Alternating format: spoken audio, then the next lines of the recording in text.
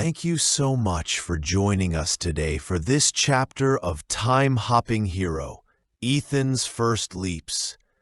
We truly appreciate you taking the time to read along with us. Just a reminder that the English subtitles for this video are accurate, and YouTube offers some fantastic tools to enhance your learning. If needed, you can use the auto-translate function to view subtitles in your preferred language. You can also slow down the video playback speed if you'd like to listen more carefully. Thanks again for spending your valuable time with us. Enjoy the story. Time-Hopping Hero, Ethan's First Leaps. Copyright 2025. Chunking to Fluency. Chapter 8. The Echoed Whisper. The silence in Billy Tipton's bedroom was heavy, broken only by the hum of the old fan oscillating slowly in the corner. He and Ethan, now 16 and facing a weight far heavier than any high school challenge, sat across from each other, the echoes of Walter's broken confession still reverberating between them. His father's raw admission, his powerlessness to forget Clara Bell, his desperate plea of not knowing how to talk about it, had left an open wound in their home, a wound they were now compelled to heal. "There's no other way," Billy said, his voice quiet but firm. "He needs something that only she can give him, a message, something impossible." Ethan nodded, his expression grim. "It's the most dangerous kind of trip, Billy. Not to observe, but to intervene in the most delicate way. You're asking to pluck a single thread from a moment that can't be changed." "But it has to be," Billy insisted, his gaze distant, envisioning the fragmented memories of Clara Bell he'd witnessed. "He's drowning, Ethan. Mom's drowning. If this can give him even a sliver of hope, a reason to fight, we have to try." The decision was made. They meticulously prepared the time machine, double-checking the temporal coordinates for Clara Bell's accident in 19XX. The air in the workshop was thick with a new kind of tension, one born not of curiosity, but of a desperate, profound love. This was their most audacious mission yet, a journey not for personal gain or historical understanding, but for the very soul of a family. The familiar hum built to a deafening roar as they engaged the chronometer. The workshop dissolved into streaks of light and shadow, the very fabric of time twisting around them. Then, with a lurch that wrenched their stomachs, they were there. The crisp autumn air of 19XX, heavy with the familiar scent of lilacs from a nearby garden, filled Billy's lungs.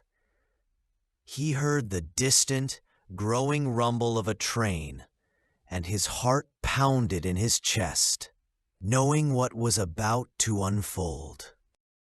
The screech of metal on metal, the sickening boom, it was just as horrific as Billy remembered.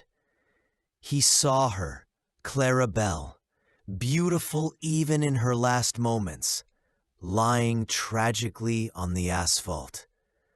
A wave of overwhelming grief washed over him, a grief not just for his father's past, but for the inherent cruelty of this moment. Tears streamed down Billy's face, unbidden and unstoppable. Driven by an impulse stronger than any temporal rule, he knelt beside her, ignoring Ethan's hushed warning. Gently, he took her cold, fragile hand in his. Her eyes, clouded with pain, found his, and in them, Billy sensed an impossible flicker of understanding, a recognition that transcended time itself. She knew. She understood the boy kneeling before her, the impossible messenger. "He loved you so much, Clarabelle," Billy whispered, his voice choked with emotion. "He still does, always."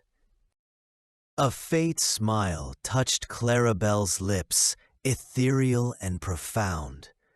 Her gaze remained fixed on Billy, a silent plea in her eyes. Then her lips moved, and a whisper, impossibly clear amidst the chaos, brushed against Billy's consciousness. It was a poetic phrase, imbued with the sweetness of shared secrets, followed by a tender, intimate name. Words that resonated with a private world of affection, a secret language shared only between her and Walter. Billy locked the words into his memory, fiercely, indelibly. He felt the light begin to fade in her eyes, even as she was being carefully moved by the first responders. Billy did not accompany her to the emergency room. Their window in time was closing. The world stretched, twisted, and snapped back into place. They were home. The workshop was silent, save for the hum of the cooling time machine and the frantic thumping of Billy's heart. He felt utterly drained, yet a powerful sense of purpose surged through him. He had done it. Billy found his father in the living room, still lost in a haze. Taking a deep breath, he walked directly to Walter, his gaze steady. "Dad," he began, his voice clear, carrying the impossible truth.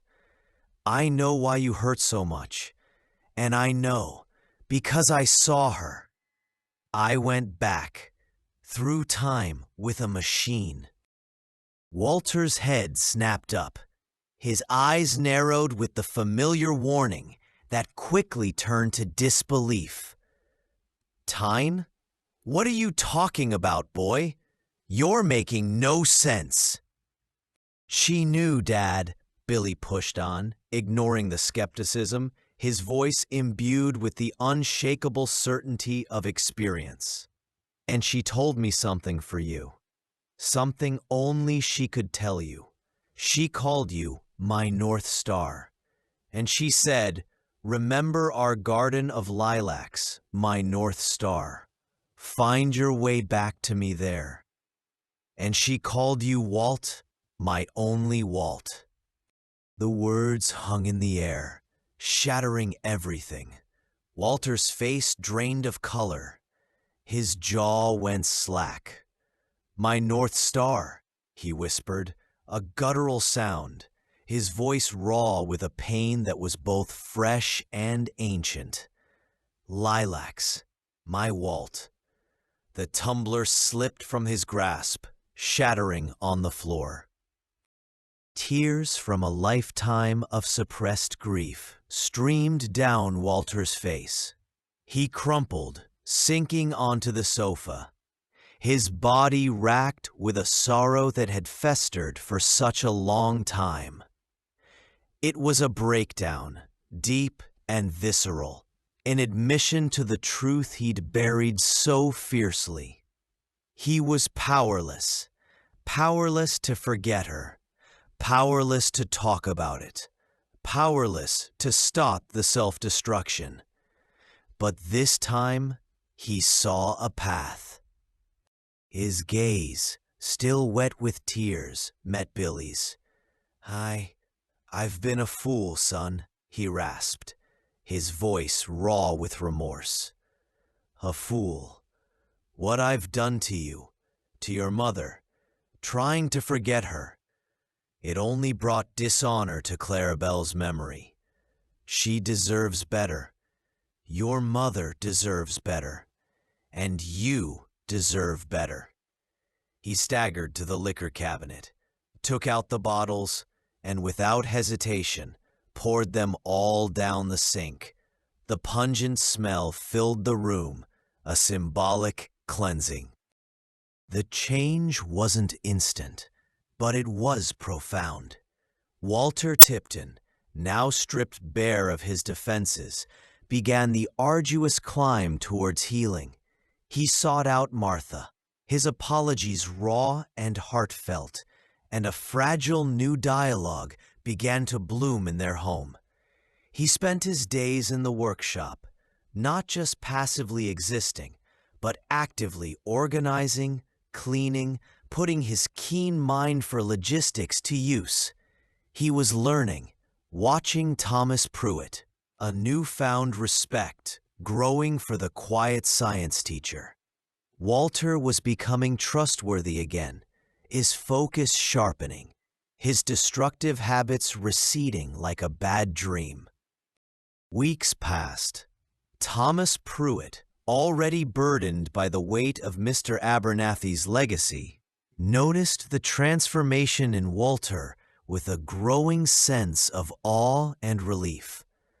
One afternoon, Mr. Abernathy, now frail and confined mostly to his armchair, received news that his doctors gave him only 2 weeks to live. Thomas found Walter diligently sweeping the workshop floor, a rare, quiet focus in his eyes. "Walter," Thomas began, his voice gentle, "I just spoke with Mr. Abernathy's doctor. He doesn't have much time left, maybe 2 weeks." He paused, then continued, his gaze direct and earnest. "I've seen the change in you, truly seen it. Your commitment, your clarity, it's deeply moving. And Mr. Abernathy, he trusted you. He saw something a long time ago. I need someone here, someone I can rely on, someone who understands this place. Would you consider coming to work here, learning the ropes, helping me manage the shop as he transitions, and then taking on more responsibility?" Walter looked up. His eyes, though still carrying a shadow of past pain, now held a spark of purpose. "Mr. Pruitt," he said, his voice steady, "I would be honored. I want to make things right. For Clarabelle, for Martha, for Billy, and for Mr. Abernathy." And so, in the precious days that followed, Walter began his new role, diligently learning the intricacies of the pawnshop, working alongside Thomas. His attention to detail, a vestige of his old railway days, resurfaced, channeled into the new purpose. He wasn't just an employee, he was part of a new beginning. It was in this period of quiet hope and burgeoning responsibility that Mr. Abernathy passed away peacefully in his sleep, just as the doctors had predicted. His legacy, the pawnshop, the workshop, and the incredible machine within, now officially transitioned to Thomas Pruitt. But it was clear to Thomas, as he watched Walter meticulously sort old ledgers and discuss inventory with a clarity he hadn't seen in years, that Mr. Abernathy had known precisely what he was doing. Walter Tipton, the once broken man, was ready to help carry the burden and perhaps inspire new missions. He was becoming keenly interested in the stories of the customers who walked through the pawnshop doors, each bringing not just an item, but a piece of their own entangled history. The end of Chapter 8. Give it a like, will ya?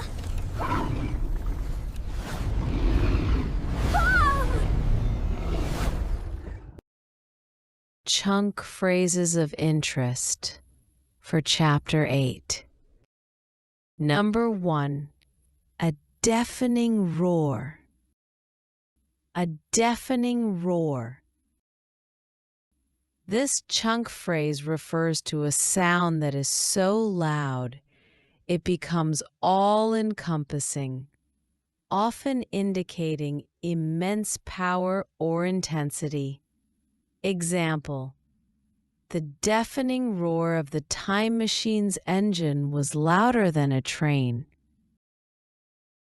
The deafening roar of the time machine's engine was louder than a train. Number 2. The North Star. The North Star. This chunk phrase refers to a prominent star in the northern sky, but also can refer to a metaphor that represents a guiding principle, a constant, or a beacon of hope, often symbolizing unwavering presence. Example: she called him my North Star, a constant guide. She called him my North Star, a constant guide. Number 3. Stripped of his defenses. Stripped of his defenses. This chunk phrase refers to the act of having one's emotional or psychological barriers removed, making one vulnerable and open to profound experiences or feelings. Example: Walter, now stripped of his defenses, began to heal. Walter, now stripped of his defenses, began to heal. Number 4. To become trustworthy. To become trustworthy. This chunk phrase refers to the process of gaining or regaining the trust of others through consistent positive actions and demonstrated reliability. Example: Walter was becoming trustworthy again. Walter was becoming trustworthy again. Number 5. Deeply moving. Deeply moving. This chunk phrase refers to something that affects one's feelings in a powerful and meaningful way, often inspiring a strong emotional response. Example: Thomas said, "Your clarity, it's deeply moving." Thomas said, "Your clarity, it's deeply moving." Number 6. Attention to detail. Attention to detail. This chunk phrase refers to a meticulous and thorough approach to tasks or observations, indicating carefulness and precision. Example: his attention to detail resurfaced in his new role. His attention to detail resurfaced in his new role. Number 7. To pass away peacefully. To pass away peacefully. This chunk phrase refers to a quiet and serene death, often used to describe someone's final moments without struggle. Example: Mr. Abernathy passed away peacefully in his sleep. Mr. Abernathy passed away peacefully in his sleep. Number 8. An open wound. An open wound. This chunk phrase refers to a physical injury where the skin is broken, or metaphorically, a source of persistent emotional pain or distress that remains unhealed and sensitive. Example: his father's confession left an open wound in their home.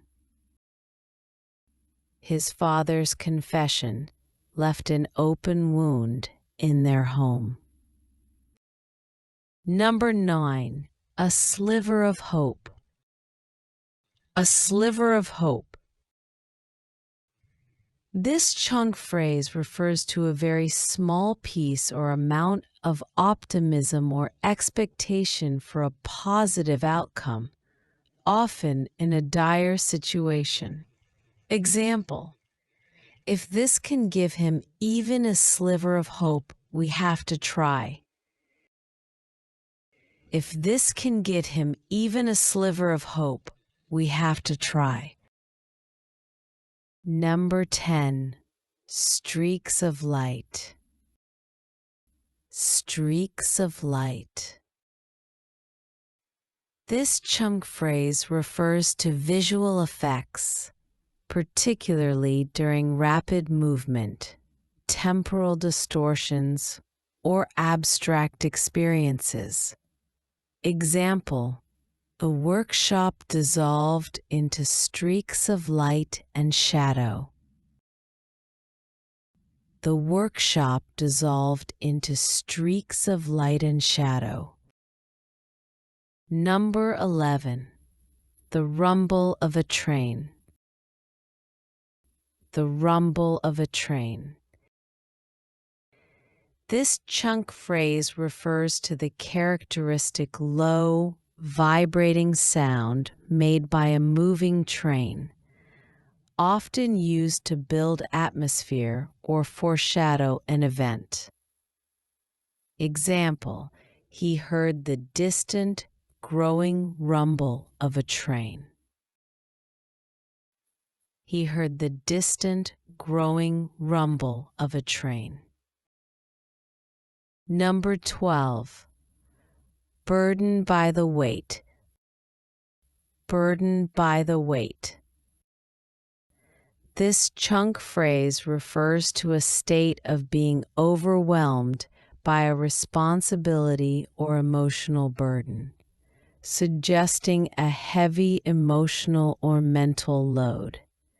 Example: Thomas was burdened by the weight of Mr. Abernathy's legacy. Thomas was burdened by the weight of Mr. Abernathy's legacy. Number 13, the air was thick. The air was thick. This chunk phrase refers to a palpable atmosphere, often of tension, emotion, or a strong scent, creating a strong sensory impression. Example: the air was thick with a new kind of tension. The air was thick with a new kind of tension. Number 14, for personal gain. For personal gain.